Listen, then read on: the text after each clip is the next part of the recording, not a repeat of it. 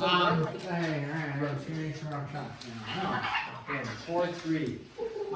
4-3 is a lesson on using graphs. Okay. So using graphs. So we will take a look at some of this stuff.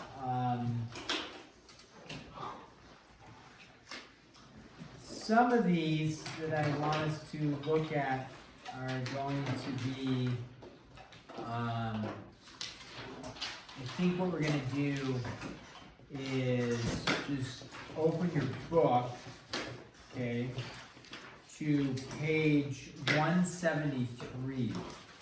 So for Shiloh watching, there won't be a ton of like writing questions on the board. I didn't type up any notes for you, which is fine. We're just going to go to page 173 and take a look at some of the problems from the book, which is what I normally do anyways, except I'm usually able to write up the stuff, but this is a lot of information up there. So on page 173, I want you guys to look at number 2, okay, and number 2, it says, which of these graphs would represent the speed of a ball thrown straight up in the air and then caught by the same person? Now, if you look at the graph, I'm not going to draw all 4 graphs up there, okay? But if you look at the graphs are stated as, if you look at the horizontal axis, that is, what variable is there on the horizontal axis? T. And then what variable is here on page 173? S for speed. Oh. You're trying to find it? This is not true. I mean, just own it. Own it. I was not trying to find it. I was being distracted by page. What page was that? Help us out. We all want to go to that page. There's 173 and then there's chapter 6. I did say 173. What page did you find? I went to one. Let's find that page so we can all You're observe. in like Where was it? 200. I know, but we want to find the page he was looking at. Oh, he's looking Chapter at chapter 10. 4. Oh. Chapter 10? Pretty sure. Is that what page There you go, you're... Michael. I want to see what page you were looking at. Chapter 10? That's 6. Everybody to chapter 10. I'm really curious. What were you showing your table mate there? What page was that? Oh, I Was it see. page Oh, 473? so funny.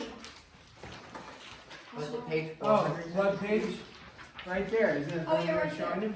263. Okay, 263. Go to 263. There's something funny on there. Oh, that's so 263. funny. No, Let me see here. It's these Russians. Yeah, look at this. 260. We're gonna get this for you. I don't have the book. Okay, go to page 263 I don't get it. and look at those guys. They are just loving their life. Wow. Look at that. Unlike us, but you know, they're having a grand time. They're about to get sucked over the waterfall. so funny. This is the smile before the destruction. Isn't this so funny? Oh man, that is good. That's awesome. Okay. Look at your mistakes. Now everybody turn back to page 173. So funny. 173. Okay. Looking at the graph, we got T for the horizontal axis. That represents the amount of time. And then the other variable that they're using is what on the vertical axis? Speed. S. S for speed. Okay. So you have these graphs here, and it says which of the graphs would represent the speed of a ball thrown straight up in the air and then caught by the same Letter person. B. Now, you would have to understand what the speed of the ball is doing. When you throw the ball up in the air, initially the ball is going fast or slow when you initially throw it up in the air. When you initially throw the ball, it's going what? Fast. As it goes up, what does the ball start to do? Slow down. Yeah, it slows down. When it reaches its top, right, the speed is What would the speed be when it reaches the top? Zero. 0. And then it starts to accelerate back down into your hand, right? So when you think about that, we go ahead and look. You said the speed would be fast at the beginning, okay? So if you look at graph B, because somebody said B, which is fine. If you look at graph B, I'm going to do this in a different color. What is the speed for graph B? What is the speed at time right at the beginning? Right here, time 0, what's the speed right there? 0. Okay, but right as you release the ball, should the speed be really slow and then getting faster as it goes up in the air? No. Just go on forever. Okay, so this is graph B, we would say not going to be graph B. Maybe graph C. Okay, let's think about graph C. Graph C looks like this, right? I believe graph C looks like that. What that's stating is the speed at the beginning is high, and then the speed goes down to, what's the speed right here? 0. Okay. But is that all that happens with the ball? Think about it. The ball goes up, it's going up, it's slowing down, the ball speed hits 0, and then what does the ball speed do? Speeds back up and comes back down. It would be fine if it just. So then let's look at A. A goes like this, and then what does it do? It goes like that. So speed is high, then it gets slower, speed is 0 at the top, and then what does it do? It accelerates back up until it lands back in your hand.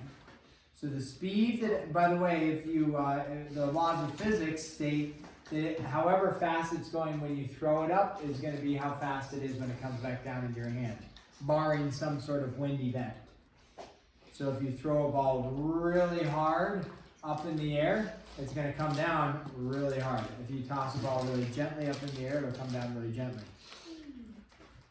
Because whatever speed it goes up at is the speed it's going to come down at. Acceleration, deacceleration, and acceleration due to gravity. Okay, so that would be A would be correct on that one. Let's take a look at number 4. Number 4 says interpret the graph explaining each labeled section. So on number 4, I'll draw the graph up here, but that way you can have it and you're looking at it. So on these ones, like you have to do 3 and 5, you want to interpret the graph and then kind of explain what is going on. So we're going to look at number 4 here, and it has this little dip there, then it goes up, a little mountaintop, then a little like this, and then a little down, comes down like this, like out there. And that's at 12 a.m., I think out at the very end, and then 12 a.m. right here. And then you have something in A, right, B there, and then C here. I'm trying to match the graph, that's a little bit of a challenge here. And then C, and then D is going to be there, that dash is out here somewhere. Okay, so then we have A right there, B right here, then like I guess there's like a double slash there, then C, and then another slash there maybe, and then a D, something like that. We're a little bit off there, like that, there we go. Okay, it says a car passing the intersection. Okay, so this is time, is down in the bottom, and then this is number of cars on the left-hand side, and this is cars passing through an intersection. So what they want you to do is they want you to interpret the graph and just talk about the different parts that are going on. So in part A, so we look at part A right here, kind of squeezed into 12 a.m. In part A, so from here to here, they want you to think what is going on here for this graph, okay? So from 12 a.m. to here, now remember, if this is 12 a.m. to 12 a.m., how many hours have passed from 12 a.m. to 12 a.m.? 24.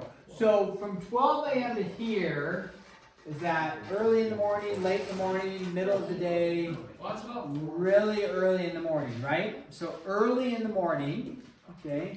So this you would interpret as saying, what does A represent? So we're saying, okay, for part A right here, A represents early morning hours. Okay, early morning hours. I'm going to shorthand that, it's a little sloppy, but A would represent early morning hours. What does it tell you about the number of cars? Do you have a lot of cars, a medium amount of cars, or very few cars? You have a lot. Very few cars on the road.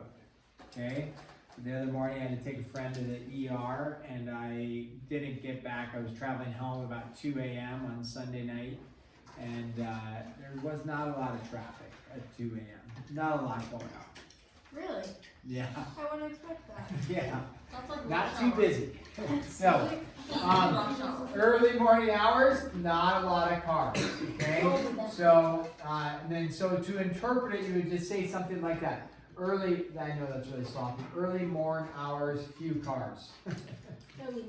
Early morning hours, few cars. Very good. Yes. Okay. Now, what does part B state for us? Okay, part B says, if you look at part B, from here to here, what time of day is that going to be? What are people doing at a time of day? Going to work. Going to work. So maybe you call that, the book interprets it as rush hour traffic.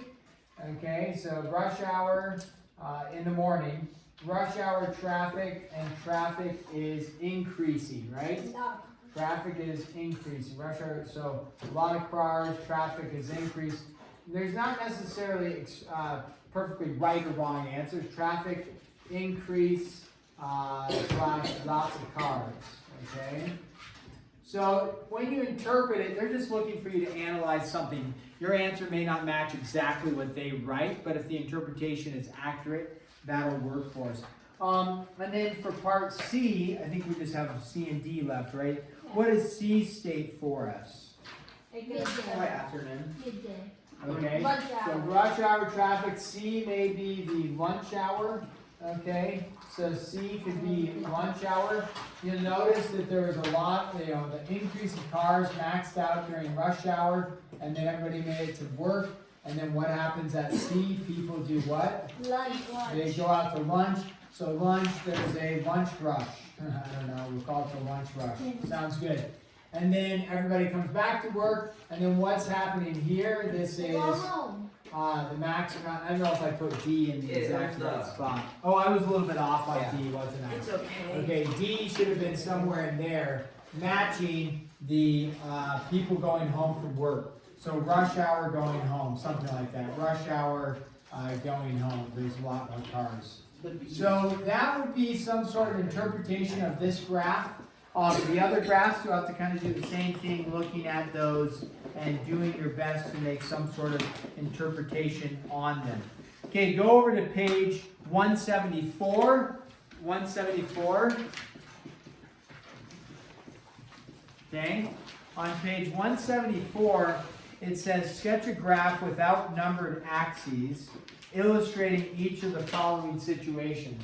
So when it says without numbered axes, this is what this would look like, right? There's no numbers like 1, 2, 3, 4. It's just T and S for time and for distance.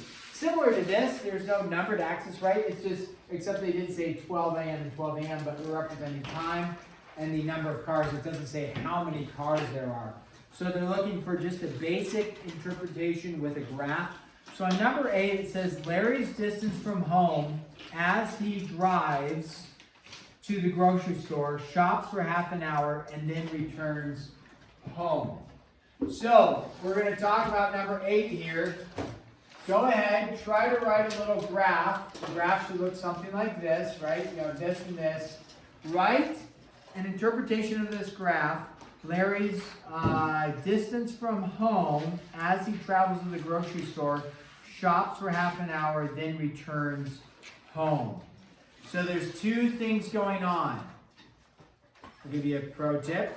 Distance from home, and then, what is it? Time. So the time that Larry's gone, and the distance from home. So time and distance. Go ahead, try to draw a graph for that. Okay, you have your notes out.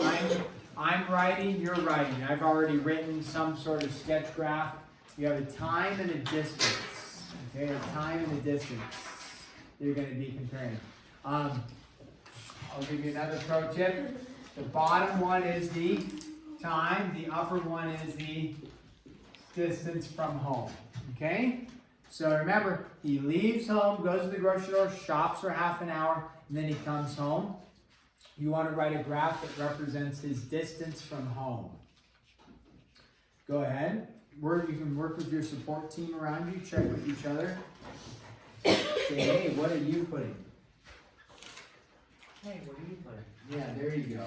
Where is distance? Nice. Yeah, think about what his distance is at the very beginning. It's kind of like we talked about the ball being thrown in the air. Where's your piece? Where your nose is straight. So, But this can't be perfect. Ready? It says people in the store. but it says. That's looking okay, except you shopped for half an hour. So you said he got there and then went directly home. That's looking good, except the middle part was a little bit off. But that looks good. He goes away from the house. It'll be like this. Ooh! After the Oh, the boy is on it. I think I know how to do I don't know about this Yeah, curved because- part, because that represents a continual movement. Which technically in the grocery store, maybe he's slowly moving a So little maybe farther he's from going home. to the grocery store. Yeah, so he could be doing a little bit of ziggity, zaggity, yeah. But probably not that Okay. long. All right, that's looking good. I'm seeing a few people's, and that's looking solid. Okay, so here we go. Let's just go forward. Yeah, here we go. So he starts, he's at home, so his distance from home is 0. He then proceeds. Now, you could argue that he goes really like fast and then slow, so it's like he's going really far away from home, and then he slows down because he hit a stoplight or something. You could do that. Most people, their book, and the book answer just says, here he goes. Over time, he gets to the store. When he's at the store, what does he do? Now, shops, therefore, his distance from home, technically, you might say it goes a little bit like this, because he's walking around the store. No? I mean, you could. By like one, like. Right, so the idea, though, would be he's at the store for a half an hour, right? And then he starts coming back to the house like that. That's the idea. Nice job. Hey, that's what I did. Nice job. Okay. Why do you talk?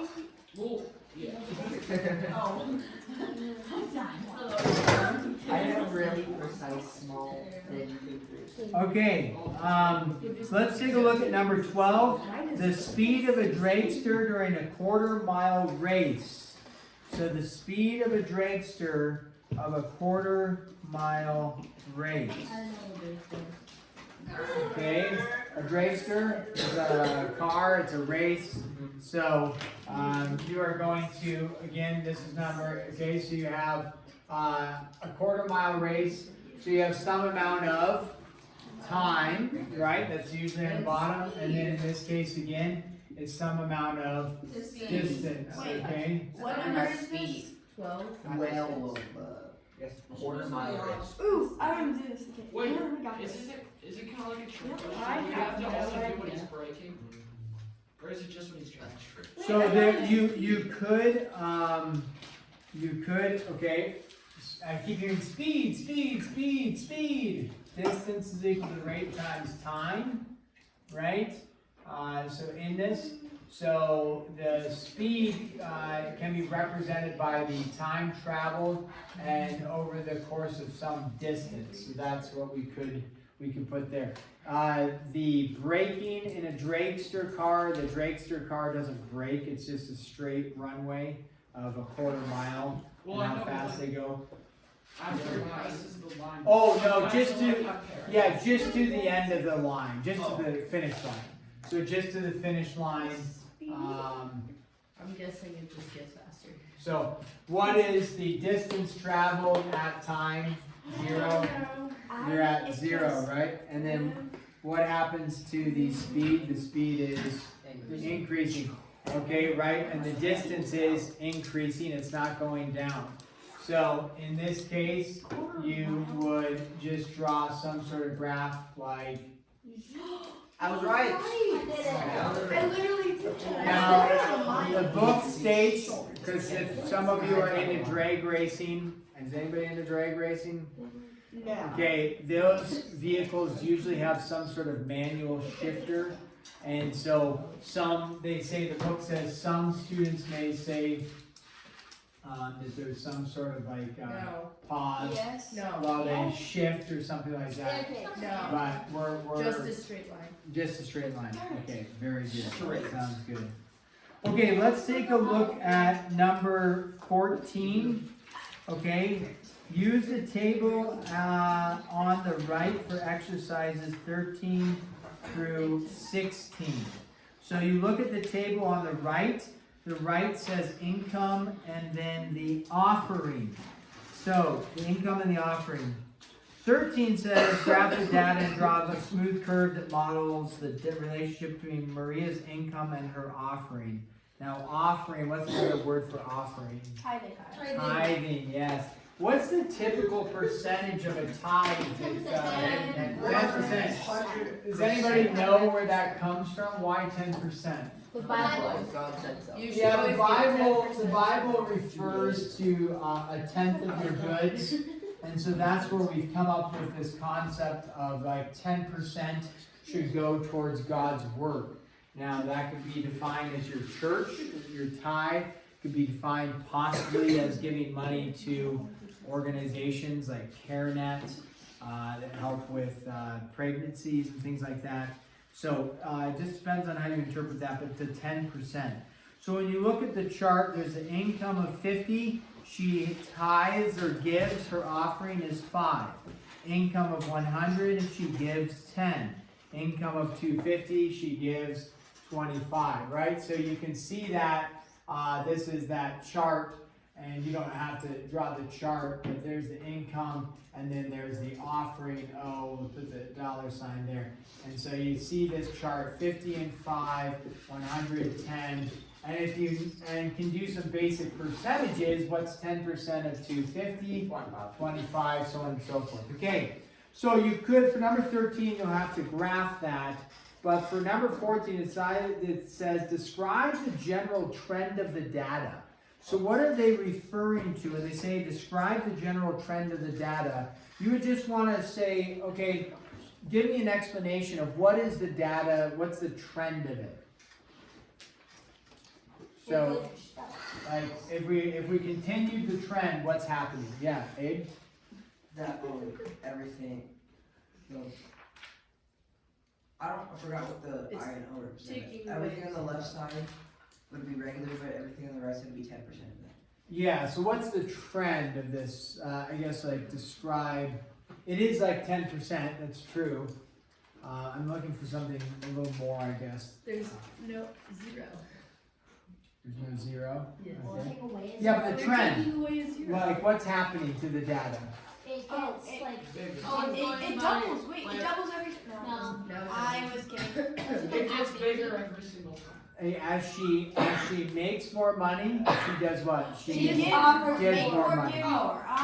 That's as simple as that. As she makes more money, she gives more money. And notice and then Abe stated the giving is consistent at what percentage that we've analyzed? 10%. So it's consistent giving of 10%.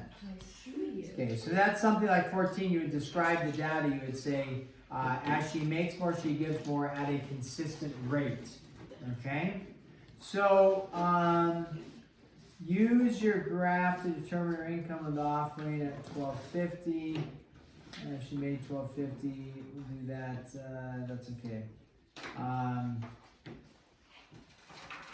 So that's that. I think that is also that. As I look through these, and I'm saying that's that. And you're like, well, what's that? That is that. It is what it is. So we're gonna pause there and just have you start working for 14 minutes here, or 15 minutes, I guess. Not due tomorrow. Thank goodness. So due Monday. Oh, right.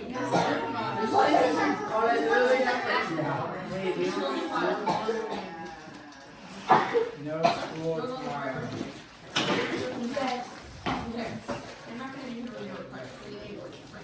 This girl's. Wait. That's